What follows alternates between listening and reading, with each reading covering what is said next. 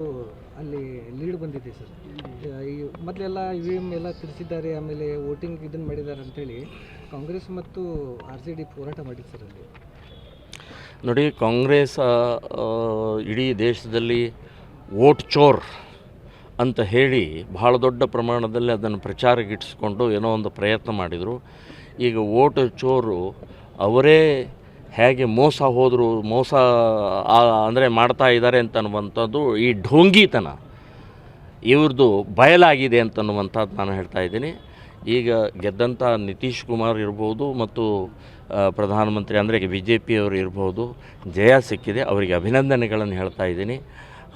ಕಳೆದ 15 ವರ್ಷದಿಂದ ನಿರಂತರವಾಗಿ 20 ವರ್ಷದಿಂದ ಅವರು ಮುಖ್ಯಮಂತ್ರಿ ಇದ್ದಂಥ ವ್ಯಕ್ತಿ ಈಗ RJD ಅವರು ಹೇಳ್ತಾರೆ, ನಾನು ಗೆದ್ದ ತಕ್ಷಣ ಮದ್ಯಪಾನ ನಿಷೇಧ ಮಾಡಿದ್ದನ್ನು ತೆಗೆದು ಹಾಕ್ತೀನಿ, ಕುಡಿಯೋಕ್ಕೆ ನಾನು ಅನುಮತಿ ಕೊಡ್ತೀನಿ, ವಕ್ಫ್ ಬೋರ್ಡ್ ರದ್ದು ಮಾಡ್ತೀನಿ, ಮನೆಗೆ ಒಂದು ನೌಕರಿ, ಸರ್ಕಾರಿ ನೌಕರಿ ಕೊಡ್ತೇನೆ. ಮೂರ್ಖರಿ, ಮನೆಗೆ ಒಂದು ನೌಕರಿ ಕೊಡೋಕ್ಕಾಗತ್ತಾ?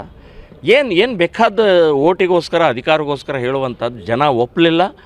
ಕಾಂಗ್ರೆಸ್ಸನ್ನು ಧೂಳಿಪಟ ಮಾಡಿದ್ದಾರೆ, ಇನ್ನೂ ಧೂಳಿಪಟ ಆಗಬೇಕು. ಇಡೀ ದೇಶದಲ್ಲಿ ಕಾಂಗ್ರೆಸ್ ಅನ್ನುವಂಥದ್ದೇ ಇರಬಾರ್ದು ಅಂತನ್ನುವಂಥದ್ದು ಹೇಳ್ತೇನೆ.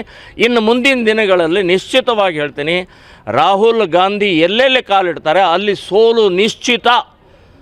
ದೇಶವನ್ನು ಒಡಿತಾ ಇದ್ದಾರೆ, ದೇಶವನ್ನು ಹಾಳು ಮಾಡ್ತಾ ಇದ್ದಾರೆ, ಮಿಲಿಟ್ರಿಯಲ್ಲಿ ಜಾತಿಯನ್ನು ಹುಟ್ಟು ಹಾಕ್ತಾ ಇದ್ದಾರೆ, ನ್ಯಾಯಾಲಯದಲ್ಲಿ ಜಾತಿಯನ್ನು ಹುಟ್ಟು ಹಾಕ್ತಾ ಇರುವಂಥ ದೇಶದ್ರೋಹಿ.